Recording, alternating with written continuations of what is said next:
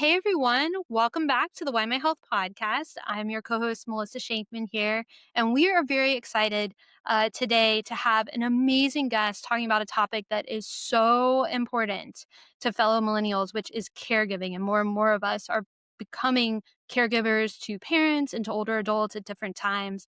And so we are so fortunate to have Carrie Aalberts here with us. Hi. Welcome, Carrie. Thank you for having me. I'm so excited to have this important conversation with you on such an important podcast.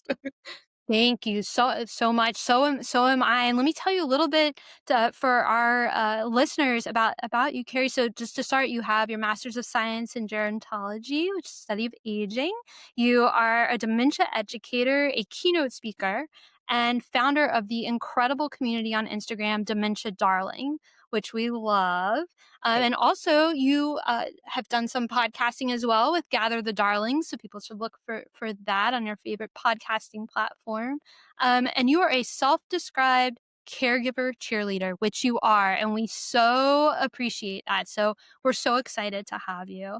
thank you so much. Yeah, I need a little uniform, like go Cheerly, go Carrie with a big. I always joke that I'll have like my DD for dementia, and I'll have my little pink uniform on. I love it. I love it. No, that's awesome. That's awesome. But yeah, bringing so much positivity, honestly, with the pink as well, which we need. I'm trying. Life is hard. And anytime we can kind of inject some joy or just something fun is always wanted, right? Is always needed. Absolutely. Absolutely, absolutely. Well, to start, I'm so curious, and I know our community will be as well. It's kind of like what initially sparked your interest in studying, gerontology, and then later on pursuing a path in professional caregiving? Absolutely. Well, first off, my dementia journey kind of started everything when my grandmother was catapulted after a very intense car accident into dementia, and my dad Mhm. became her family caregiver overnight. And Oh, wow. yeah, and so I'll never forget. That was like one of my first memories ever. And then till I was 13, and then when she passed, so my dad was her main family caregiver and really saw that progression. But I Mm. was so young. I had no Yeah. idea. My dad like wasn't even no one ever explained to him what was going on with dementia or Alzheimer's. So like none of us really knew, but it was Mhm. always like my whole childhood and teens. I was like, what happened to grandma? So that was always a Mhm. lingering thing in my head. And when I went to college in the University of Nevada, Reno here in Nevada, I was at first thinking I would go into elementary education, to be honest with you. Oh, wow. And I go to my first class and I'm sitting in there and I go, "What are you doing? You don't even like kids that much." And so I was like, "Let me be honest with myself." And Sure. I had seen that and I never heard of the gerontology program. I didn't know Of they had a full course, school yeah. for it. Yeah, and I was like, "What is this?" Of course, the study of aging. My parents were like, "Well, you'll have job security. Everyone's aging, maybe you'll Definitely. be into that. You'll maybe find out what happened with grandma, get some answers." And I changed the first day of school, like first day of college, changed my Wow. major and never looked back. Best thing I ever did. It was why truly that studying gerontology put me on the path as to why I'm on this planet and my purpose from my perspective. And so yeah, getting to start in, learning gerontology and then get my first practicum where, you have to go out Yeah. into the world. And that was at an intergenerational adult daycare center. So Wow. we had like 40, elders 18 and up that needed support during the day. It was mainly older adults with dementia or maybe people that have experienced a stroke that were a little younger. But then we had a preschool on site. And so they would come over and see the grandmas and grandpas twice a day. And it was Aw. magic. I bet. It was, yeah, it just, oh my gosh. But during that time, falling in love with the people I'm caring for, I also fell in love with the caregivers. And Mhm. what I saw in my work over and over again throughout my years of getting my degree was these caregivers would often, come and, they're finally asking for help for the first time in years Mhm. of doing this on their own. And I'm the first person to ask them, how are you as the caregiver? How are you? And are you Wow. doing okay? And this sucks. This Yeah. is rough. Like you can say it. You can be honest with me. And I would hug them and, they would just kind of melt into my I hug and say, bet. I can't believe you're asking me this. I haven't been asked this in forever. And it hits them kind of, you're like, wow, I haven't been asked this Mm, before. What is going on here? I'm doing the hardest job on earth. And yeah. so that just didn't sit right with me. And I was like, how can I, hug every caregiver in the world? And that's where, Wow. Dementia Darling started. But yeah, it's just, gerontology started it all for sure. Wow. What an incredible story. All started, as you said, by your grandmother. And I'm sure as far as your parents were saying about, maybe this path will lead to answers, I bet it has led to so many Ugh, answers. I can yes. imagine, like, just even with the first, several of the things you're just mentioning, I bet, not having even just that basic knowledge being given that by the right people, right, about what dementia entails. That's a Oh, huge yeah. start to begin with. Yes, just knowing the difference between what dementia is, what Alzheimer's is. I mean, Yes. so many people don't know that, and it's just it's a whole new language, dementia specifically, and medical needs at all. Yeah. If you're not into that world, it is a full new world Oh, you're yeah. stepping into and learning.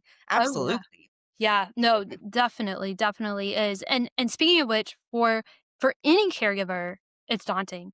But then you've Oh, got young caregivers who yeah, find themselves under the age of 50 yeah, in this role, did not expect to be in this role until they were later in their 50s, their yeah, 60s. I mean, if we look around, that's where it used to be that, yeah, okay, that's when you may be needed for different things. But at this point, you know, you're at a totally different point in your life and yeah. you're just trying to learn for some people, they're just trying to learn the medical system for themselves to take their own healthcare, Absolutely. right? At this point Yes. in life, for you, what is I'm so curious, what is your definition of a young caregiver in your I view? definitely think, yeah, anyone under 50, sometimes even 60. I mean, honestly, Mhm. uh, we see, and this starts with caregivers that are toddlers, like Yeah, toddlers to like, it doesn't start when you're 18. There are kids that are caregiving. So yes, they're yeah, part of this young, these youth caregivers. This is becoming so common and it's still not being talked about. So I appreciate this show. But yeah, absolutely. I think, especially people under 50 that are dealing with this because what? 50 is the new 30. I mean, we're living Yes, so much longer. And the thought, yeah, is like, you're in your 50s, you're maybe and starting to think about retirement and getting yeah, ready for these exciting times of your life. And it's like, that is not the case for a lot of people. no, And then you go to the even younger people in their 20 well our yeah, millennial friends that's what I was and gonna we're say. all in there, Yeah, yeah, and this is where we're establishing our lives, and it's like you can't when you're helping someone else with their life, and then the sandwich caregivers. So yes. there is young caregivers, I think, are a huge spectrum. There's a lot of people that kind of fit into that category. I really appreciate you saying that because I think so many people don't know what that looks like Yeah, and how yeah, and will find that extremely helpful as they're thinking about what is, you know, where do young caregivers fall in that age spectrum. And speaking of millennials, our millennial friends, those in their 20s and 30s and early yeah. 40s now, which is hard to believe. The Oh, early don't 40 part, say it is wild. it really is. It's like who? Oh, Who's no, our generation is a Halloween costume. That gives me so much anxiety. Oh, that's a great way to put it. No, absolutely, absolutely. But for the millennials, what makes this, going into this role of whether it's caregiving for your parents or for another older adult relative, what makes it uniquely challenging? Would you say? And I know you were trying to say a little bit about this for people in the 20s, 30s, 40s, age groups. These are your I mean, what we think, and as the human experience, you often think those are like the years, those are your Yeah. prime years, right? We'd say it's prime. That's ageist, if you ask me as a gerontologist. You know, part of our life can be special and all the things, but yeah, our 20s, 30s, and 40s, when we're establishing ourselves, Yeah. we are trying to figure out how we fit in the world, how we're going to pay for ourselves in Thank the you. world. Oh my gosh. And then, we're with how much millennials have experienced and how much just historical things, how many just Yes. crises we've Literally. experienced. So we've kind of changed the game, right? Is where we're having less children. We're not getting married as Yep. much because we don't have time for that. We're trying to survive. Ain't Thank you, Carrie. nobody got time for that. Exactly. No, we are. It literally it is. I mean, the number of which is why really in so many ways we started Why My Health and wanted as much as we could experts who were the same age as us to collaborate with us because there are shared generational challenges and there's Yeah. so many of them that our parents' generation, not that they didn't have challenges, but these are very unique. A pandemic, right? Just for one. Raising Um, kids in a pandemic and how that has affected them. If you yeah, had young kids during that time, oh my gosh, yeah, my millennial sister, her kids are a different breed because I they bet. came. I bet. Exactly, exactly. But yeah, no, to your point, it's all yeah, it's all that we're just it's a different we don't have and even with the I always say too, the technology, when it Mhm. was is a huge thing. Lots of benefits, as we are today on the podcast, but Yeah. also when our parents' generation went home from work, it was their time. They weren't, right, traditionally, and now with this, you're on 24/7, so fitting, Yep. also being in the caregiving role while trying to maintain a career too. It's It's too different. much. Yeah, And I just the expectations of being a human and having to keep up in this world is hard enough. And then yeah, adding absolutely. caring for others, whether it be a parent, someone older than you or younger or both or Yeah, 3 generations. You're a double decker, yes, caregiver. You see that. I mean, it's just wild. And it it's really is. yeah, and I mean, I struggle with mental health, and I'm so grateful to be a millennial because we talk about it, and we Absolutely. are, unlike those before us, are Yes. the my parents' generation who still they're getting better, but they still don't get it all, Agreed, completely. 100%. Yeah, and I think that is an advantage for us, but I also think we're all now trying to heal parts of ourselves that we're trying to heal generational things. We're trying to change how things go and have boundaries because we're learning how Yes, to do that, and because of social media, because we talk to each other, all these things. And how do you do that when you're exactly. caregiving for someone? I often hear, Melissa, I had to change my language because I often say, caring Mm. for your loved one. And I'd hear people say, please don't say loved one because I don't necessarily love this person. Oh, I wow. care of them. And I was like, that is so valid. You can have trauma with someone, you can have, someone could have abused you growing up Mm, and you are now their full-time caregiver.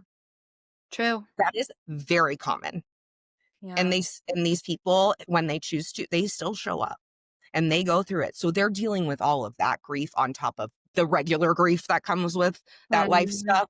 So there's just so many layers. And I think, yeah, the having more information, like you said, like it can Yeah, be a double-edged sword. Like it's great that we have all this awareness, but it's also like exactly. this is a lot to process. Absolutely. No, absolutely. So, so, so true. And knowing all that is kind of what's surrounding us, what our environment is like at a Yes. general level.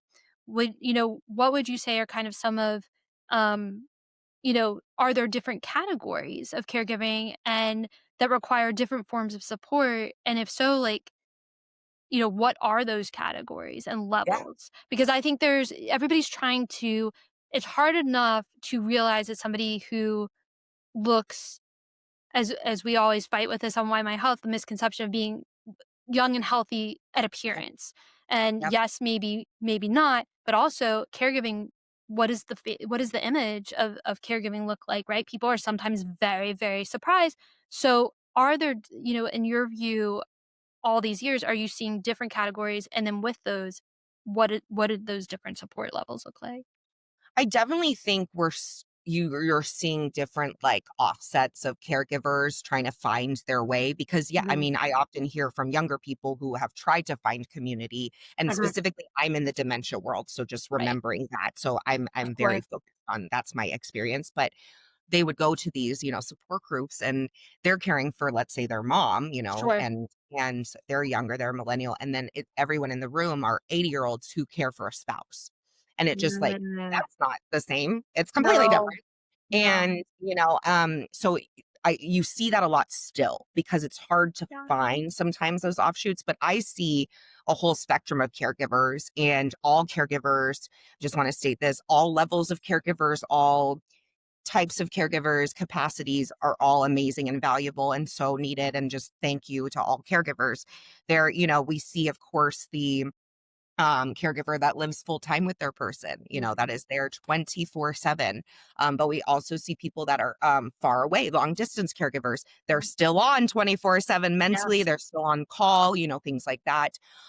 They're probably coordinating care from afar. That's even more difficult sometimes, really leaning on technology, cameras, things like that. There's caregivers that can't be there physically for different reasons maybe, and they do research or they do the back end stuff, the financial preparations, the legal things. That's a type of care. There's people that show up to cook and clean. There's so many different types of care, respite care, volunteer caregivers that come in, your friends that come in to hang out with your mom. That's a caregiver. I mean, they're all providing care. And I think the misconception is, we still don't use caregiver in our normal language. I feel like I do, we do, right? Right. It's our world. Yeah. But when I come out of my Instagram social media, little world, I'm like, oh, this isn't normally talked about. This isn't like a normal verbiage. Yeah. Um, because in the care world, a lot of us want to see the shift to care partner because that shows, right, and it's equality Absolutely. and that's more dignified and all the things, and I love that, but I'm like, I'm just trying to get people to see the caregiver thing first, because they're really not gonna understand care partner, you know what I'm saying? So it's like, we Yeah. just get this verbiage out there that you are a caregiver if you are providing any type of care for someone else to help them live their lives fully. Anything. I mean, if you're helping your neighbor get their mail because they can't walk down the driveway, that is a form of being a caregiver. So we have to give ourselves, a, a acknowledgement and credit for doing these types of care that we often don't think, oh, I am actually kind of doing something more than, a normal person would for someone else. Like, this is caring for someone else. Um, but I think, yeah, there's just such a stigma that's just like, well, I'm not living with them doing 24-hour, like showering them, so I'm not Exactly. their caregiver. And it's like, no, there's a full spectrum of care. And same with how we were talking, I was saying toddlers. Yeah. The toddlers that sit and color with grandma while mom cooks, that she's caregiving. That little toddler Mhm. is caregiving. These are all, showing your love and being present. That's caregiving, in my eyes. So Oh, I yeah. really appreciate you saying that, and I think that's so validating for so many people who are doing different forms of caregiving and not Yeah. thinking it is right, to your point, so we really appreciate you describing each one of those different categories. Absolutely. Yeah. And I just want to reiterate that, like, because a big thing in senior care is, oh, I failed if my person goes to a community setting and lives in, a Mm. memory care and Yeah, assisted yeah. living, and I'm not a caregiver anymore. And as I said with the long distance caregivers, the Yeah. same thing. You are on 24/7. We have tech now, like you said earlier. You Yes. are never off. Even if you turn your phone off, they'll probably be able to find you. Um, but it's just so overwhelming, and so we have to, the verbiage, I even would say it when I worked in communities. I say, we have your loved one now, you can be the daughter again. Mm, No, I had to learn to take that back because they've always been the daughter, and that mm. never stopped. They Yeah. also became a caregiver. And so I've learned these different verbiages to help people because it's just so important for us to acknowledge the changes in your caregiving journey and how your care changes, but it's still all valid and it's still all vital. And it's important no matter what kind of care you're providing. And you need to acknowledge what you're doing, even if you don't feel like you're physically doing the work anymore, you're mentally there, you're grieving, you're showing up. All of these things are so difficult in our caregiving. Oh, absolutely, absolutely. No, I really appreciate that, and that kind of really nicely segues, into my next question too, because you've because in talking about the mental caregiving as well, through the years you've talked with probably at this point, I would guess thousands, maybe more than hundreds, thousands of caregivers and interacted with them, whether in person or on social. Um, for somebody who is early on in their own, journey as a Yeah. caregiver, and in this case in which they are doing that for a parent or for another adult relative, what are some of the big areas of support that you find that they need to begin kind of building their support network with in early days to help them? Yes, and I just wanna state, it's so frustrating, I'm sure, to hear as a caregiver. You just get a diagnosis or you just, go through this accident for your loved one and you become this caregiver. And now, you're hearing, "Oh, now I have all these things I need to do," and I know that's intimidating, so I don't want to be saying this and you think, "Oh, now I have all this other stuff to do," but just Right. know that these are things to strive for and keep in mind, and it is so it's more valuable than anything to have community. I think we can all agree. I mean, community is everything. Absolutely. Unfortunately, how tech is and how, technology has come into our lives, we become more separated. Yes, Yeah. sometimes we're together because of social media. Yes, that's something, but physically, we're not as, in our communities anymore. Yes. And I think that's something that we have to not wait until crisis to find, because then we're not going to probably Absolutely. find our people we need. We need to start right away just looking what's out there, whether it be physically in your community if there are Yeah. groups, but also the virtual support groups are of finding people, finding a millennial support group caring for their mothers with FTD, like the same, like literally you can find such specific groups. I mean, it is incredible some of these groups that you can Oh, find, yeah. that is just like people in parallel lives across the country, like with Yeah. you that you can lean on. And I want to also say that when finding your community or thinking your community that you already have in place will Yeah. show up, that doesn't always happen. Mm. And I don't want you to get caught up in the negativity of, wow, these people didn't show up when I thought they would, Mm. because that can be really, really disheartening. And that's valid. I'm not taking that away. But sometimes when we wait and we just wish that those people will show up, Yeah. we're kind of wasting time. And unfortunately, our caregiver journey sometimes brings us to new people in our lives for a reason because they understand and other caregivers will understand you. It's so special to be around communities like you are creating where other Thank you. caregivers, maybe on different parts of their journey, can share wisdom and can help Yes. you and show you that life is not over. Look at me. I'm doing it. I'm still here. You can do it too. I think it's important to have community across the spectrum, people that, their caregiving journey has already ended, maybe having those Yeah. different perspectives in your life during this journey, specifically, with dementia. This could be a 20-year long journey of Mm. just up and down, always navigating something new, some new loss of ability. There's always something happening on the dementia journey. And so we have to set ourselves up for a long haul. Yeah. Not this is, they often say it's a marathon, not a sprint, and it's true. So we have to Yeah. think of where is our community along this, and that can be connecting with people online. That can also be the support groups. That can be going to events in town that have something to do with the Yeah. community you're trying to be a part of.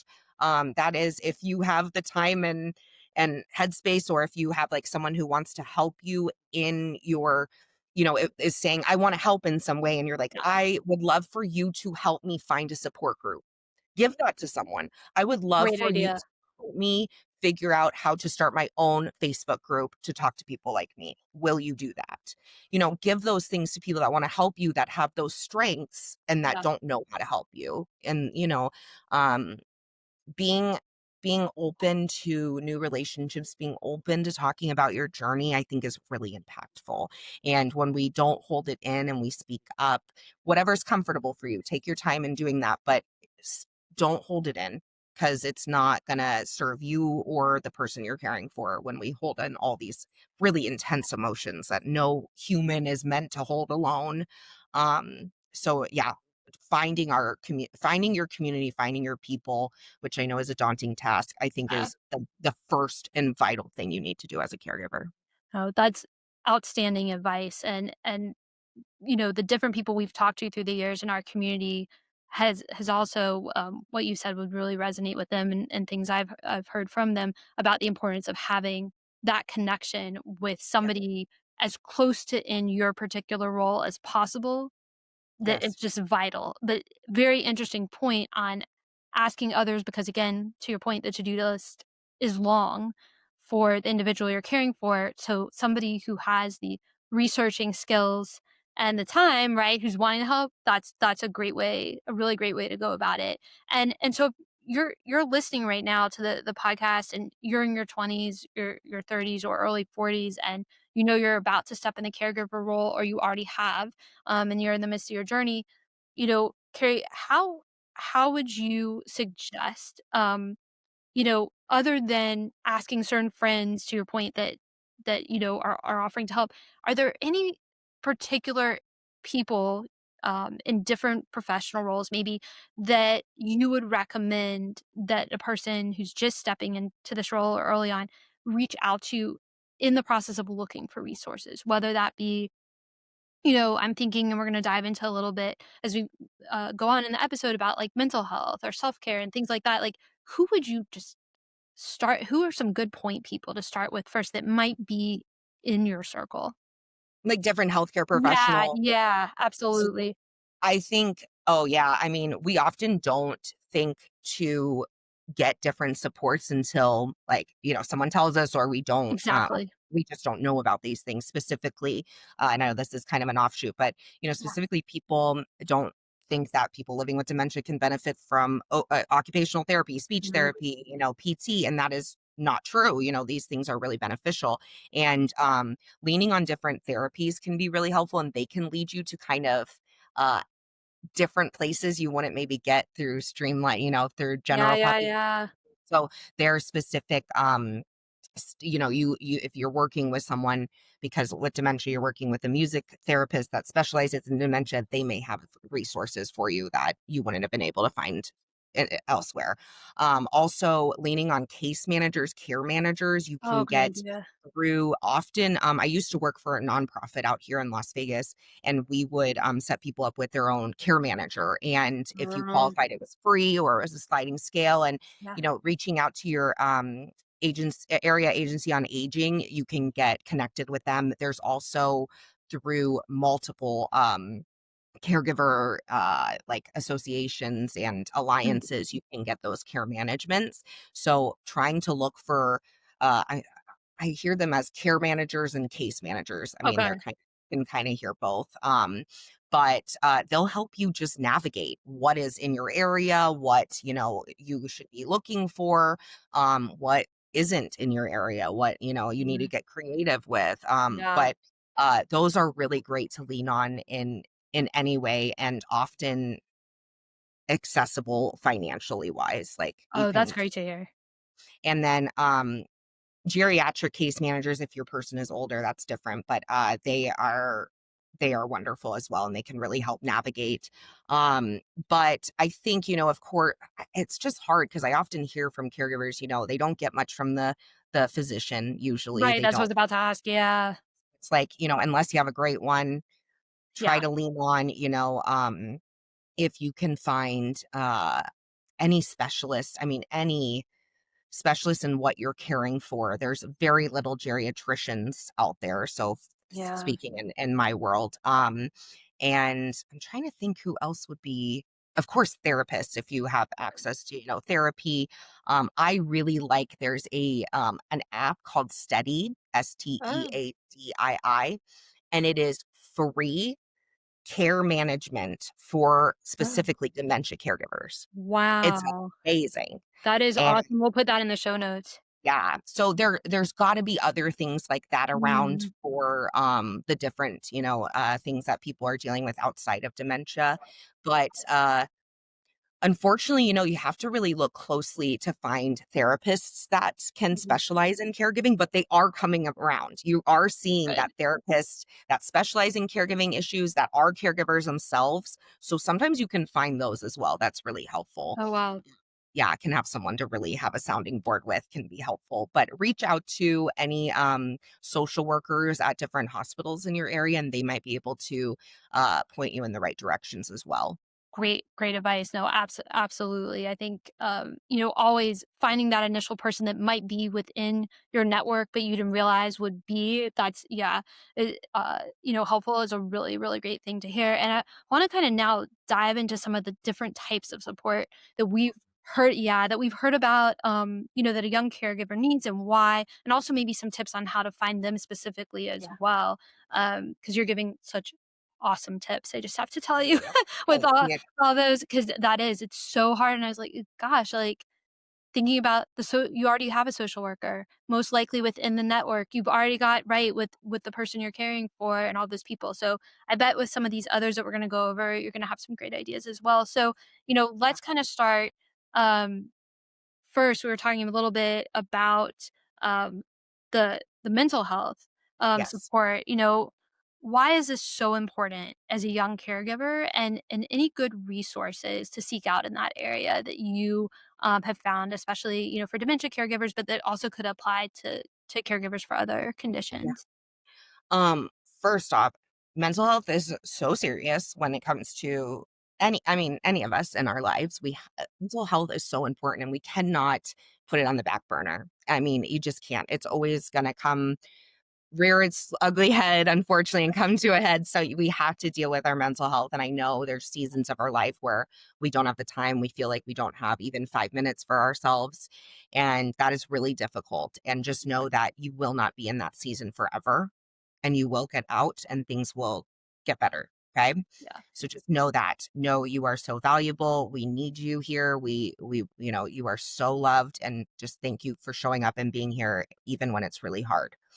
Um, I want to say that we have to be we have to be frank about mental health and about the health of caregivers because unfortunately I don't have the stat in my head because I always think it's fake, but it's not. It's really not. They say about 40% of caregivers die before their loved one.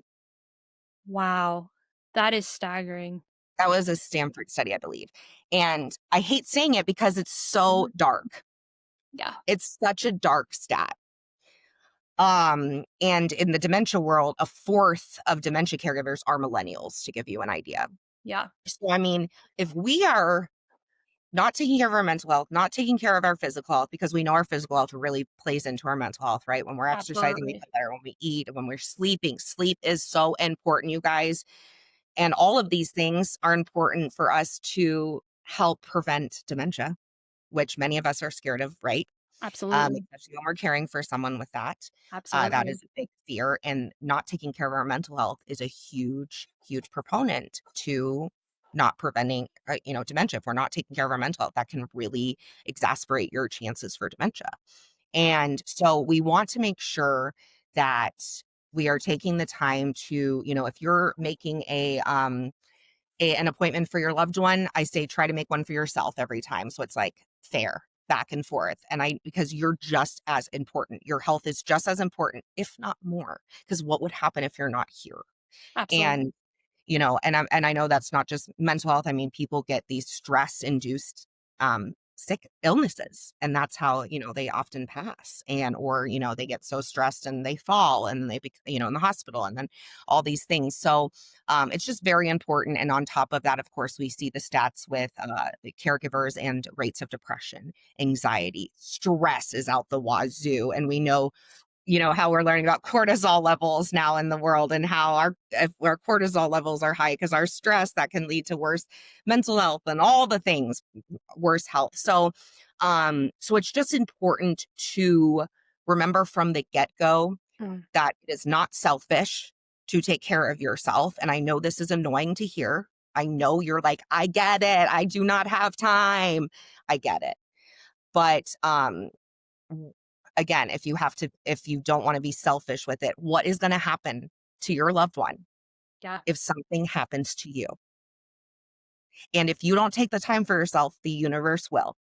I did not take the time for myself, and I fell down a thing of stairs a month ago and got a Mhm. really bad, injury, and it was because the universe was like, stop it. you are so annoying. Sit down.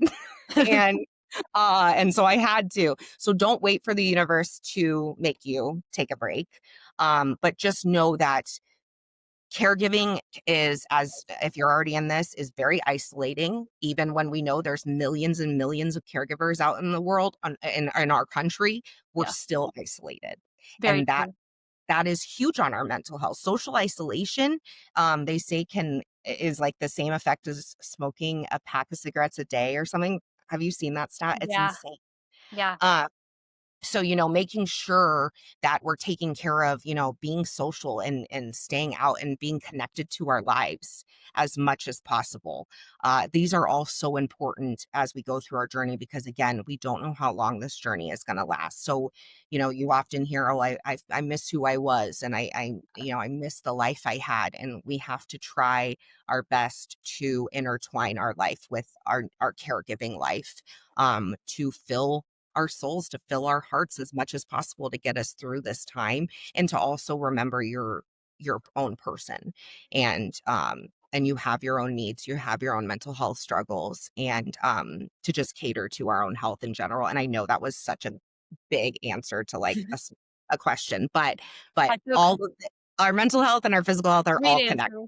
No, It's absolutely. It's all connected, and no, absolutely, and to that point, any particular resources that you think people should look into on the so mental yeah, health front? absolutely. I love NAMI, the National Mental Health Institute, or Yeah, is yeah. it? Yeah, I love NAMI stuff. I follow all of their social media things. They always have, the hotline out. They always have things that you can call. This is separate, but the suicide hotline is Mhm. 988, I believe. You can always talk to someone. There's an Alzheimer's hotline, specifically Alzheimer's Association for Alzheimer's caregivers, 24/7 as well. And you can talk about your issues on there, not just about your person. Mm. Um, as well as, of course, I said study, but that's specific to dementia caregivers. Another one for dementia caregivers, I'm sorry, but is Hilarity for Charity. So HFC is Seth Rogen's community, Oh, and they have all these different support groups: millennial caregivers, Black millennial caregivers, men, young wow. men. They have some in Spanish. They have different types of dementia groups, all the things. So that is really powerful. And they actually have something called their caregiver roadmap. And that's for all Mm. caregivers, I believe. And it's this beautiful, program they've put out for how to navigate through the health system, how to get help, how to get Wow. respite. They have respite grants for caregivers of dementia to get hours, of care provided to them. So HFC is just amazing, so valuable. But looking up specifically because no matter kind of what you're dealing with, at least sometimes there's some niche types of dementia that don't really have their own associations yet. But, Mm. we know a lot of cancers have their own associations, Yes. different illnesses, Parkinson's, ALS. Go to those associations and find the ones in your areas, because they often have state, local Yeah. ones, groups. And recently I was with the frontal temporal dementia group, which is what Bruce Willis has. And Yes. I live in Las Vegas, and there are no FTD groups in Las Vegas. So now we're talking with someone who has FTD. They're now starting the first one here. So, Wonderful. if you see a need, and you have the time or capacity, or someone that has some capacity, Yeah. see if you can start your own group. Family Caregiver Alliance has a lot of amazing resources on there. These are great. I'm so bad at all the different, Well, like, there's so many different names. caregiveraction.org. So it's Uh, Caregiver Action Network. So caregiveraction.org also has a lot of free caregiver resources that are amazing. And then there's Zen Caregiver. It's zencaregiving.org. Okay. okay. And then there's zencaregiving.org. That's all about mindfulness for caregivers. And it's like all these amazing webinars and even like sheets you can print out, and like work on your own mindfulness and gratefulness and mental health. They have classes and they have stuff which is rare. HFC just started as well for professional caregivers. And a lot of you, I'm Nice. sure, that are listening are professional caregivers. And then you come home and you're also a caregiver at home. You are double whammy. And you need all the support for sure. So that's a good one. I really love Zen Caregiving Project. Absolutely. That's a new one for me. I definitely am going to look into that. That's awesome. Sweet. So Yeah. so appreciate you sharing that with us for sure. And speaking of when you need to be zen, is family members. When important type of support comes from family members, or sometimes you can't, it does not come, depending. And Yep. so, Yep. why is that important to have some of them on board? And are there any particular tips um that you have found, or resources you have found, for kind of making the ask and talking to them? And this question really comes from, I saw a great video that you made it in June of this year on Dementia Darling, and it was addressing the fact that, which I have also experienced, where one or more of your siblings doesn't show up when your parent needs It is so needs common. yeah, and I was like, "Thank you for putting this out there." And it's a very frustrating experience for the one who is doing the caregiving.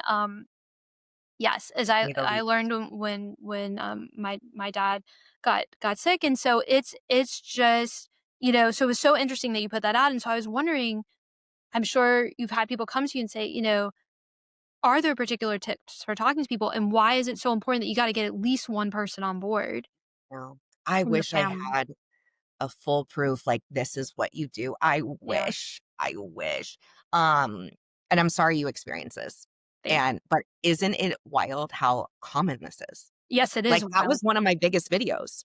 Oh, I People that bet. have it was one of my biggest videos ever, and, I had people and, anytime I've written about siblings, they're always my biggest posts. People like I've never dropped this before, I feel so, like but no, there's literally, like, celebrities that follow me, and those posts are always the ones they message me about and say, "Thank you." Wow. Because it So doesn't this is matter whether you're a no, celebrity or not. We're all, yep, yeah, family is like, siblings are siblings. big people, and you're like, "What?" And Yeah. so Yeah, yeah. it doesn't discriminate, it is across the board, so please don't think you're like, your family is different or horrible or whatever. It is so common, and I just want to acknowledge that it sucks Oh, yeah. when you're the one that's showing up and you're like, "How does this person not get it?" Right? Exactly. Because you're almost like, "How do you not understand that you show up? Like, how do you not why would you not show up for a parent? They showed up for you." Or, I mean, "Why Exactly. are you being so selfish?" Or, it's so easy. It's just to get caught in that anger. It's Yeah. so easy and so valid. Yeah, no, Yeah. I get it. Um, but sometimes we have to get to a point where we have to let them be. What is that? The Brene Brown, let them. At some point, you have to be like, let them, because they're making your life harder Yeah. by just not even, yeah, just Yeah. not being present. Um, so this is a huge issue. You are not alone in that. I think the biggest thing is, and if you're deeper into your journey, this is annoying to hear, but to start from the beginning with talking Mm, about it and voicing like what you're comfortable with, what you're able to do, realistic expectations. But I know this is hard. I mean, a lot of us grow up in families where you sweep things under the rug and you're just gonna let it be and you don't face things. And I get that. So it's hard to sometimes be like, yeah. I'm gonna speak up to my older sister all of a sudden in the midst of Mhm. this. That doesn't always happen. But trying our best to, when we have conversations, be like, we're not against each other here. Can we just remember that? Can we Yeah. go into this and remember that we are on the same team? And we have to Exactly. remember, yeah, and that's something too, like when you work with professionals, we often like feel like we're against them, and we're like, we are on the same team for this one person. We are all on the team to support this person we all love or we all need to show up for. And so kind of like trying to rein it in, that it's because sometimes what siblings will be like, they think they're like doing it for you as their sibling. And it's like, you're doing Great this for point. mom, not me. And it's like, where is that disconnect? And Yeah. I so yeah, like reminding like the the focus here is our parent. not Yeah. you trying to please me or you're doing things for me. No, we're both doing things for mom. And so trying to remember that and trying to word things in like we versus I and It's a great think, idea. just trying to bring people together in that way.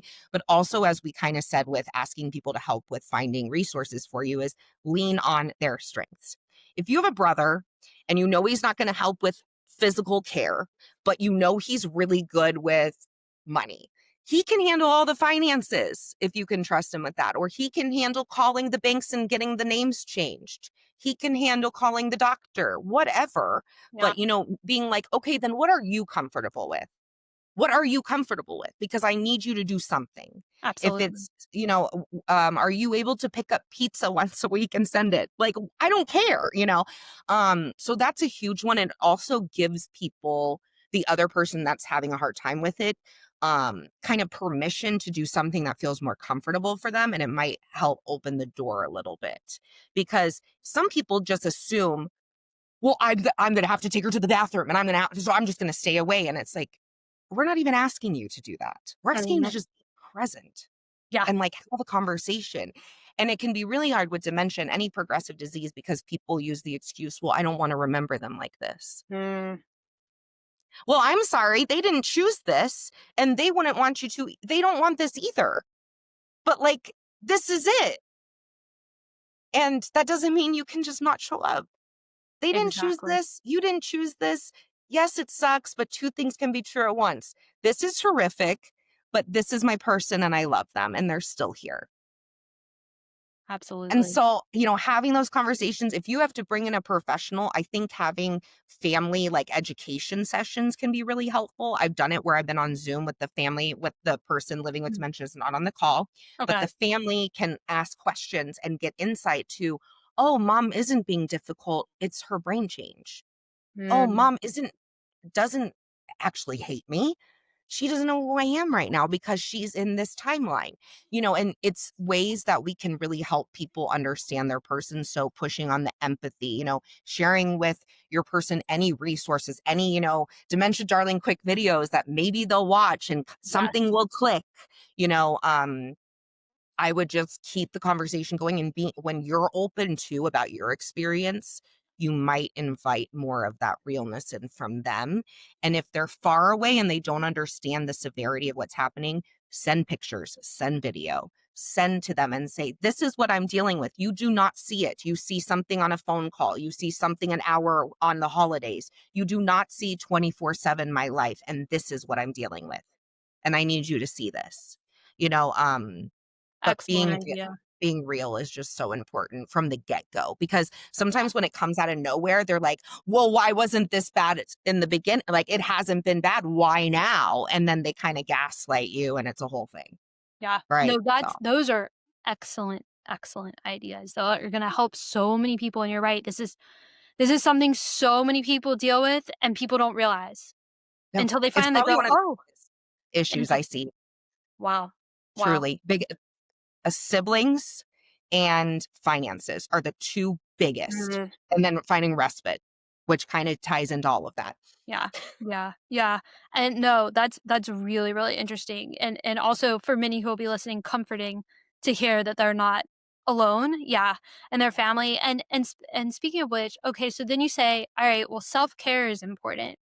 And I Yes. need to have the self-care, but maybe the sibling is not helping or whatever the case may be, other family members who are able to help and they're not helping or whatever the case is. But, you know, what is your advice on how to kind of build your support system so that you can actually engage in self-care? Are there any Yes. tips for that? Because that's the whole thing. I think so much of that has to deal with a limited time. Not that you don't want Oh, to, no. but it's a Or limited. energy too, right? Yeah, You might have a couple of minutes, but that one day you have it, you're like, "I don't have energy to do anything for right, myself, right. and I don't want to," and that's fair too. You're like, "I need to rot on the couch," and Yeah. that's sometimes care, right? Yeah, And exactly. sometimes it is getting a massage, sometimes it's getting your mammogram, Right. sometimes it's going to the True, dentist, true, true. but, it's not always glamorous. But I think one thing, and I think I've alluded to this, but, I think the biggest thing in trying to get help or trying to get anyone to see you so maybe you can get that relief, Yeah, sure. is speaking up in your daily life about your caregiving. People are Mhm. often really quiet about it. Yeah. And I realized almost everyone I talk to, if I bring up caregiving, they have a connection to it. And it either leads to them being like, oh my gosh, I had no idea you're caregiving. I used to care, or I'm caregiving right now. You often have that connection, or they think, or they know of someone that's a caregiver, or they know, their mom is caring for their grandma with dementia. I'm like, oh my gosh, you're amazing. Can I help you? Like, is there anything I can Yeah. do? Because you never know, the most random people will come out of the woodwork when you bring these things up, because it's something that connects us instantly. When you Yeah. meet another caregiver, you connect, you get each other, right? And so when we are Absolutely. confident in speaking up about our role, because sometimes people are embarrassed, or their person doesn't want them to tell people, and they're like, don't tell Mhm. people I have dementia, don't tell them I need help. And when we're stopped from doing that, it limits our community that we could be building. So, when you feel comfortable, or whatever you feel comfortable sharing, do that. And I really think you'll be surprised at who in your life will be able to relate with you and may Mhm. offer help, or whether it be them, or they Yeah. know of a service that saved their life, or they knew of a person down the road that saved their life, and they're going to connect you with them. And she loves to hang out and do respite, this woman in town, I'm going to connect you. You just never know. Even if you're not religious, but my parents very much are, and their church Mhm. shows up for their caregivers. Their church is incredible. And it's like, you never know where those communities can come from. And yeah, just speaking up when you feel it on your heart. Be confident, speak up about your experience, because again, there's millions of people around you that are dealing with it and want to hear it too. So that's one thing. And when we can get those supports, even if it's getting together with another daughter taking care of her mom, and you all four get together, that can be self-care, right? Because you can hang out and they get it, and they're not going to question what your mom's doing, or question, any type of behavior happening. They're going to get you. So yeah, speaking up, doing that, and then trying to find ways when you don't have that time to actually step away, Sure. finding ways to weave in things that you love with your loved one too. We often think, Oh, oh, we're great going to idea. just do activities that they love. And especially in dementia care, we're like, what did they used to love? We're going to adapt and do. Well, you can also share things you love and what you want to do. Mm. And it can also be about you. You can also watch a movie you want to watch together. You can also, invite them to make your favorite cookies. It doesn't always have to be about what our person wants, and we can invite them along. And that can be a form of our self care, is doing things we want to do, as well. That's a wonderful idea.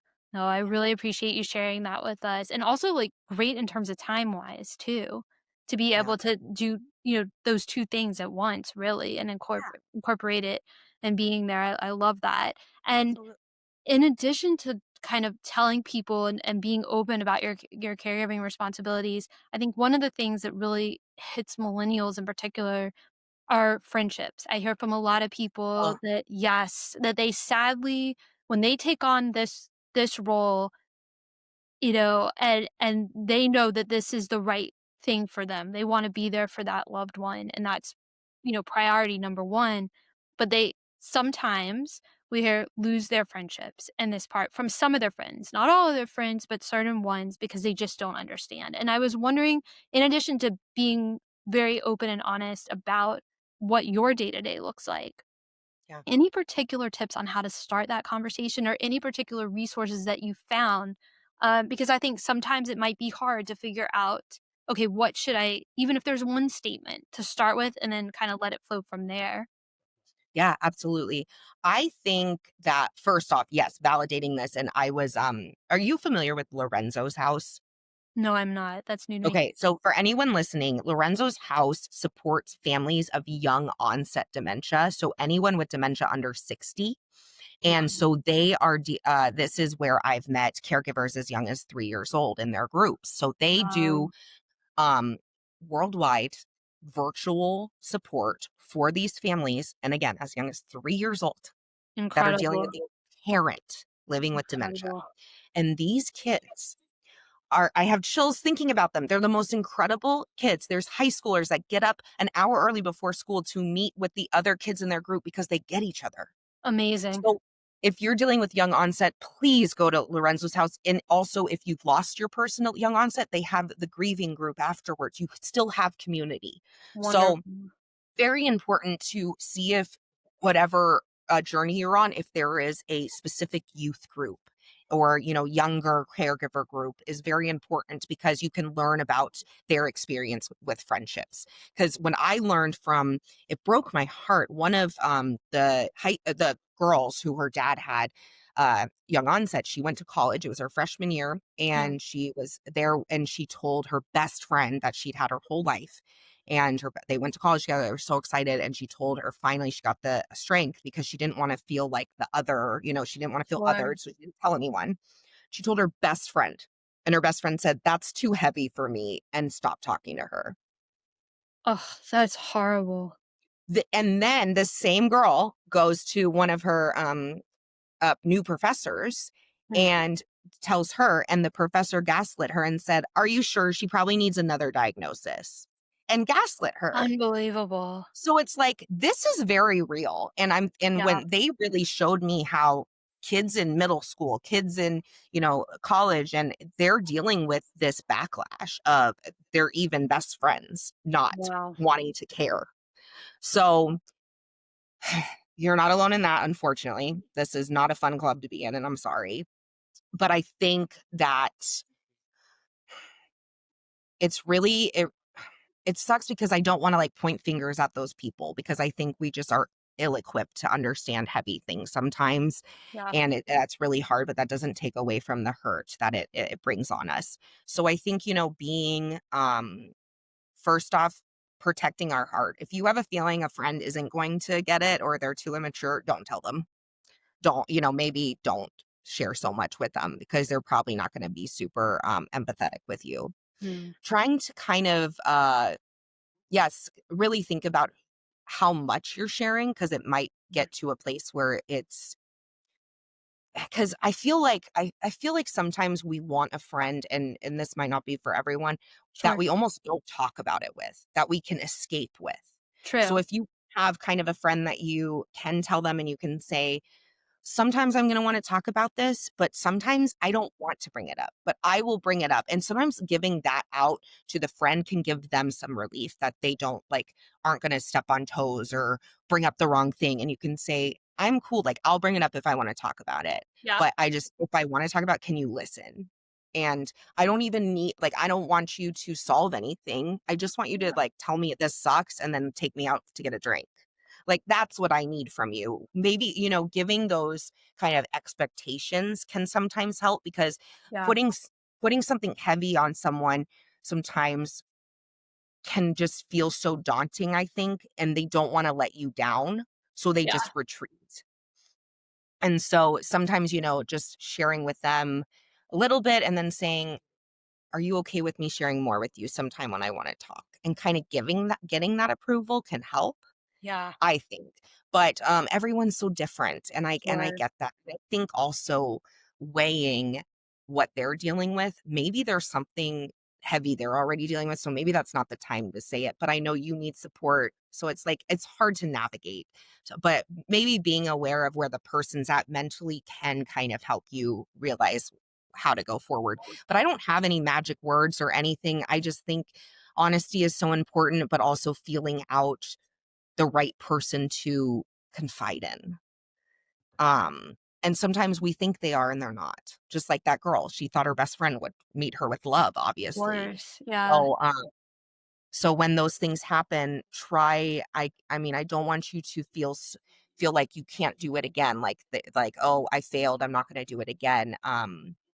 Don't give up because the people that, do understand are out there. But I know, keeping those friendships alive, trying to reach out and try not to maybe talk about the caregiving when you see certain people. And yeah, just trying to, I would put in my phone when I have ADHD and it's hard for me to remember to reach out. I put in my phone, reach out after I talk to someone in 3 weeks and say hi again and like, remind yourself to text them. And this is more so for the people that are friends of caregivers. Reach out to them. Reach out to them and say, you don't have to answer. Just know I love you. You Oh, don't that's have to great. answer. I hope you have a good weekend and get some sleep, girl. Yeah. Those go far. And saying you don't have to answer is such a great thing to say to someone and give them relief of that.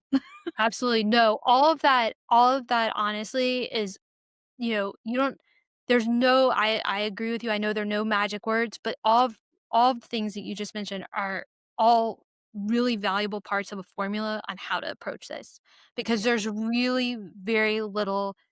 And that's why I was asking you, if you knew of any particular resource. Because where are people gonna go? They're gonna go online, and that's why I'm saying you're Yep. providing them with a resource by everything you just said, of things that people honestly, so that is incredibly helpful because I know, and I realize to your point, high schoolers, college students, they be, level be dealing with that, but there are a lot of millennials that still surprisingly, you Yeah. think some people in their 30s, you say, "Oh, they're in their 30s, they can handle it." Surprisingly, right? Some Yeah. cannot. So it's a really it's a very all of that is incredibly, incredibly helpful to hear, and people will be able to actually put that into action, so thank you. Absolutely. No, I'm so glad. And truly, millennial wise, like you get on and to social media, look up a hashtag of what you're dealing with dementia, ALS, caregiver, whatever it is. And you will find people in those comments of, other caregivers sharing their story. It's really cool to see. Of course, a lot of the caregivers that share their story, they start sharing because they were so isolated, right? Yeah, And seeing these viral videos of my good friends that are caregiving, for their parents or, for the loved one. And then you just see the comments of, I mean, millions of caregivers, millions right there in the comments. Don't be scared to reach out. Reach out, DM them. If they don't message you, they don't message you. yeah, It's, but reach out. If you see someone that commented, like, this is exactly my life, I'm dealing with this, and you're like, oh my gosh, that's me. I could have left that comment. Reach out. You never know. You that's really an don't. And yeah, and reminding the people around you that, aren't dealing with this yet, you can send them a video that really resonates with your life and you can say, this is what I've been dealing with, just to give you an idea. And that's that a can help a lot. excellent idea. Both of those are excellent ideas. I really and really will resonate with so many people and say, "Gosh, I didn't think about that." But no, everyone there are more people when we reach out to people too on different things, you'd be surprised how many people respond back and are like, this is my life, like you said, with different Yep. things and all different conditions. So no, excellent ideas. Yeah. Well, speaking of great places to find information on all things related to being a caregiver of somebody with dementia and also just other types of just being a caregiver, for any condition is your absolutely phenomenal Dementia Darling community that's on Instagram. What led you to develop Dementia Darling?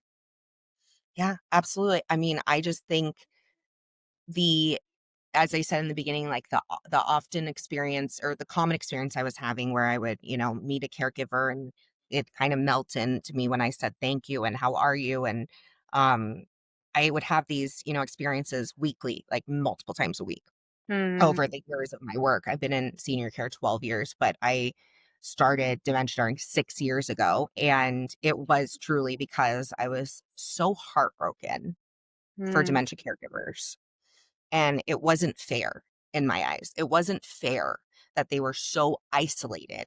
I kept going to my bosses and I said, they have the hardest job in the world. And on top of it, they're dealing with social isolation. Like, this is insanity. They feel like prisoners in their own homes. It's literally yeah. what I'm told. Prisoners in their own minds sometimes. And that I had to do something about that. And so yeah, I love alliteration. Dementia Darling popped in my head one day. I do not know why. I wish I had a cute story about it. It just did. And I ended up just starting an Instagram under it and just saying, caregivers, I see you. I'm cheering you on. And it grew. It was right before COVID. And I think it was the Oh, perfect time wow. because Yes. it was October 2019, and then by, COVID time, people were locked in their homes and needing help. Yeah. And I couldn't believe the amount of people that reached out to me from the get-go and how it's grown. There was like 5 pages of us in back in the day, and now it's the biggest community, and it's so beautiful. And As it's just amazing. And it's the beautiful part of social media in my eyes. It's just such a beautiful side to it, and what it can really be and the positivity it can be in people's lives. But yeah, it and I always say my work is dedicated to those that I've cared for, and then those in the dementia community as a whole, past, present, and future, because we deserve better. These people deserve better. And if the least I could do is be a pink haired girl on Instagram cheering them on, that's what I can do for now. But I'm always evolving and trying to figure out how to show up better. well, what you're doing is absolutely incredible, and I am not surprised at all of how much it has grown, how quickly you have grown, because caregivers, it's very isolating. And dementia in particular is very, very hard to caregive for. Um, it's very different. It's not something that's short-lived, and it's something that affects, yeah, exactly, and it's something that affects, which I think a lot of people don't in the beginning understand, because they think, "Oh, are you gonna get better? Are they gonna get better? When are they gonna get better?" And also they don't realize all the practical aspects of life, depending where you are within the dementia journey, that it can affect, and that's really hard for somebody who's it's hard for anybody at any age, but it's uniquely hard for somebody, I feel, that's in the millennial age group Absolutely. to tell We're just somebody else. Yeah, and just navigating everything. Everything's getting more confusing and more yeah. difficult to get to where you need to go, and all the Yes. paper. I think paperwork is the biggest thing Oh my god, it's a caregivers struggle nightmare. with. Yeah, Yeah, and it's too much. There's so many things that millennials are up against, and then also of course worrying about our own futures.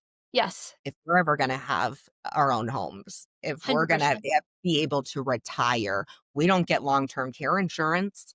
Like Right. all these things, well, we have social security, like all these things up Oh, yeah, against us, whirling ahead of us as we're trying to keep someone else like yeah, yeah.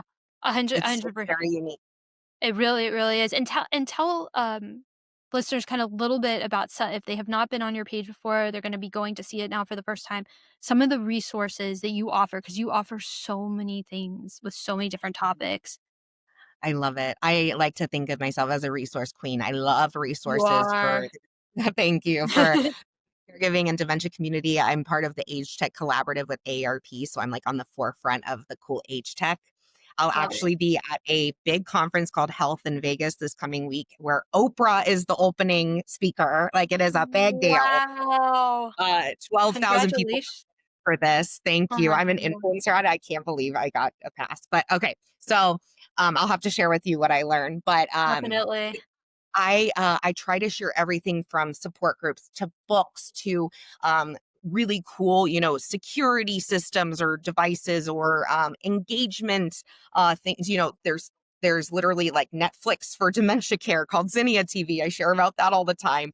Um, Again, the study app, the mental health support. I share a lot of resources for both professionals and family caregivers on my Instagram. I'm on Facebook, TikTok, and LinkedIn, and Threads. But yeah, I just try to support and put out something once a day at least, whether Mhm. it's encouragement, education, resources, or a little bit of everything. So I try to show up every single day for the audience. That's awesome. Absolutely Thank awesome, you. and as we wrap up this episode, what would you say are the top 3 things you would like young caregivers to take away about finding the support systems that they need? First, know that you are worthy of support. You are worthy of your health and well being and to care for yourself, and that you deserve community. So, putting in the effort to find that community is going to pay off. And so, just really, really keeping in your mind, I deserve to have support. I deserve to have this, and I'm going to find them. So, give yourself that permission to to make that a priority for yourself and for your loved one, because it is going to benefit everyone involved when you have support and community. Um, Also, I want you to remember that, of course, I know it's, cheesy, but you are not alone. You are not alone. And I know it feels that way. It's the middle of the night, it's 3 a.m., and you're crying on the floor alone. You feel really alone, but I promise you, there's unfortunately thousands more people that are crying alone at 3 a.m. too. Please know that in those moments, it can feel really, really isolating and daunting, but please remind yourself that you're not alone, and to reach out when you feel in those moments hopeless, helpless. Reach out. Do not hold on to that alone. Do not live there. Um, and three, give yourself grace when things don't go as planned with finding your community or getting the right mental health resources. Give yourself grace as if your therapist you finally find doesn't work out. Give yourself grace when, oh, you missed another yearly appointment. Oh, crap. Okay, now I got to get back on it. Don't beat yourself up. Don't live there. But just think every day is a new chance. Every decision is a new chance to just put myself first whenever possible. Oh, excellent, excellent takeaways from the episode. Everybody keep those in mind as you go about your day to day, and doing what is was really the hardest job, but the Hardest most job on earth. hardest job on earth, most important Yeah. job in so many ways. And then is there anything else? I know you were mentioning about the upcoming conference, which sounds amazing, but anything else you want to plug or that you have coming up on Dementia Darling? Well, first, I would say I have my first CEU course out for professionals in the dementia care world. It's called Dining with Dementia, and it's with an amazing partner in hospitality and senior living. And we go over everything dementia, and then how all of the things that happen in the dementia journey affect the dining experience, and Oh, how we can wow. meet them to be the best we can be, because dining is 3 parts of our day. It's a lot of our day in senior care. So I'm doing that, and that we have different CEUs for that. So that is something that I'm really proud of, and that's going to go till the end of the year. We have a virtual one and then one in Arizona. So November is Phoenix, and then virtual in December if you want to join us. And just please join me on Dementia Darling. I feel coolest on Instagram, so go there first. But I just, National Family Caregiver Month is next month. So I'm going to That's try to do right. as many, giveaways and things that I can, and just cheer you guys on. So please come join me over there. Wonderful, wonderful. Well, thank you so, so much for taking the time out of your busy schedule to join us on the podcast, share your unbelievable experiences and insights. It's just so greatly appreciated. Thank you. Always. I appreciate it. Thanks for having me, Melissa, and thank you for all that you do. Thank you so much, and it's wonderful to have you on the podcast. And I just want to remind everyone, as well, just if you enjoyed listening to today's episode, please go onto whatever your favorite podcast platform is that you're listening to us from, and share the podcast episode with others, and write a review. It really helps us for you to do that. And we also have a podcast survey. It'll take you 3 minutes if you have time. Tell us. We're always looking for what people are looking, what topics they're looking for next, and what's most important to them. And we really value everybody's feedback. But yeah, if you can do that. But thank you again so much, Carrie. Thank you. And thank you to all caregivers for showing up. Take care of you. Absolutely. Absolutely.